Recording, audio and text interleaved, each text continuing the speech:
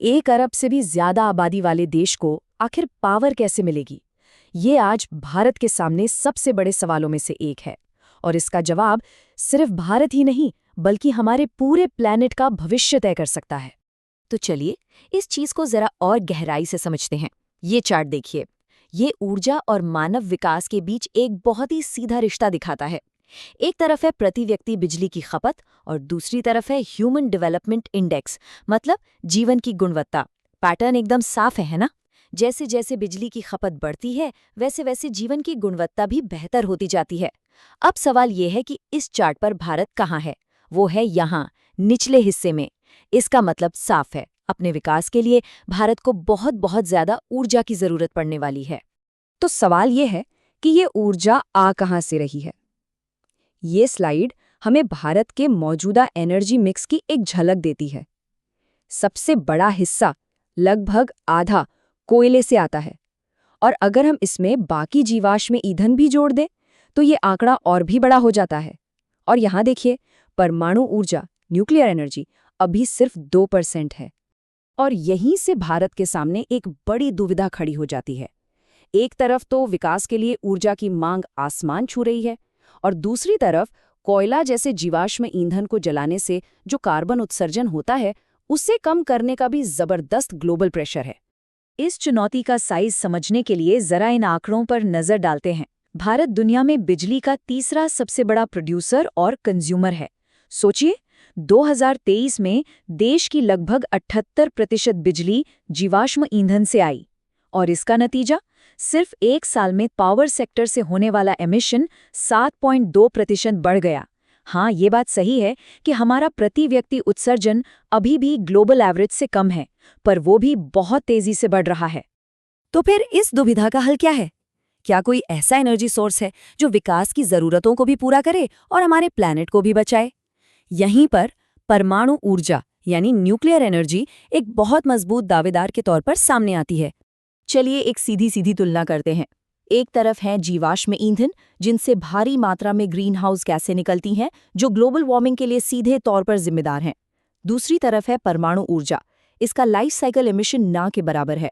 मतलब सिर्फ प्लांट चलाने में ही नहीं, बल्कि उसको बनाने से लेकर ईंधन निकालने और आखिर में बंद करने तक पूरे प्रोसेस में कुल मिला के बहुत कम एमिशन होता है। और एक और कमाल की बात है इसकी एनर्जी डेंसिटी, मतलब बहुत थोड़ी सी मात्रा में ईंधन से बहुत बहुत ज्यादा ऊर्जा निकलती है। ये डेटा वाकई में आंखें खोल देने वाला है। ये चार्ट हमें दिखाता है कि कौन सा सोर्स अपनी पूरी लाइफ में कितनी ग्रीन हाउस गैसें छोड़ता है।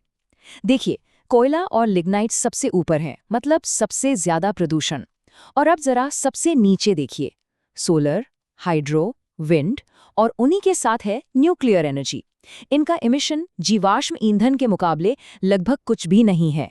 और वो जो हमने एनर्जी डेंसिटी की बात की थी, ये स्लाइड उसे एकदम साफ कर देती है।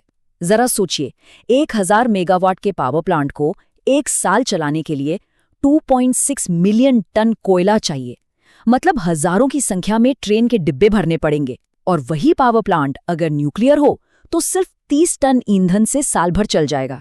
ये सारा फ्यूल बस कुछ ही ट्रकों में आ सकता है ना? जबरदस्त फर्क। अच्छा, तो ये तो समझ आ गया कि न्यूक्लियर एनर्जी क्यों एक अच्छा ऑप्शन हो सकती है, पर ये काम कैसे करती है? चलिए अब इसके पीछे की साइंस को समझते हैं। तो ये है न्यूक्लियर फ्यूल।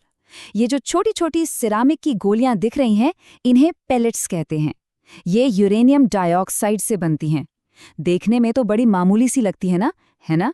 लेकिन इन्हीं छोटी छोटी गोलियों के अंदर इतनी ऊर्जा छिपी है जिसकी हम कल्पना भी नहीं कर सकते। तो आखिर कितनी ऊर्जा सिर्फ 1 किलो नेचुरल यूरेनियम से 50,000 किलोवाट आवर बिजली बन सकती है? अब इसकी तुलना 1 किलो कोयले से कीजिए, जिससे बनती है सिर्फ 3 किलोवाट आवर। यही है एनर्जी डेंसिटी की असली पावर। तो सवाल ये है कि ये ऊर्जा बाहर निकलती कैसे है? इसका जवाब है न्यूक्लियर फिशन की प्रक्रिया में। ये एक ऐसा प्रोसेस है जिसमें एक एटम के सेंटर यानी न्यूक्लियस को तोड़ा जाता है, और जब ये न्यूक्लियस टूटता है तो गर्मी के रूप में बहुत जबरदस्त एनर्जी रिलीज होती है। लेकिन एक बात है, हर यूरेनियम एटम एक जैसा नहीं होता। नेचुरल यूरेनियम में ज्यादातर तो U238 होता है, जो आसानी से टूटता नहीं है। असली खिलाड़ी है U-235, जो बहुत ही रेयर होता है।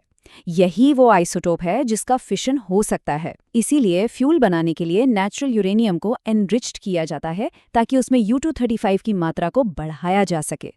ठीक है, तो एटम के लेवल पर क्या होता है ये तो समझ लिया। अब ये देखते हैं कि इस प्रोसेस से हमारे घरों और शहरों के लिए बड़े पैमाने पर बिजली कैसे बनती है। तो पूरी बात यह है कि ये 4 सिंपल स्टेप्स में होता है। पहला, रिएक्टर के अंदर फिशन का एक चेन रिएक्शन होता है जिससे बहुत बहुत ज्यादा गर्मी पैदा होती है। दूसरा, इस गर्मी से पानी को उबालकर हाई प्रेशर वाली भाप बनाई जाती है। तीसरा, इस भाप से एक बहुत बड़ी टरबाइन को घुमाया जाता है। और चौथा, ये घूमती हुई टरबाइन एक जनरेटर को चलाती है और बिजली बन जाती है। असल में ये भाप की ताकत को इस्तेमाल करने का ही एक बहुत एडवांस तरीका है। ये डायग्राम पूरे प्रोसेस को एक साथ दिखाता है। ये रहा रिएक्टर जहां गर्मी पैदा हो रही है। इस गर्मी से पानी भाप में बदल रहा है।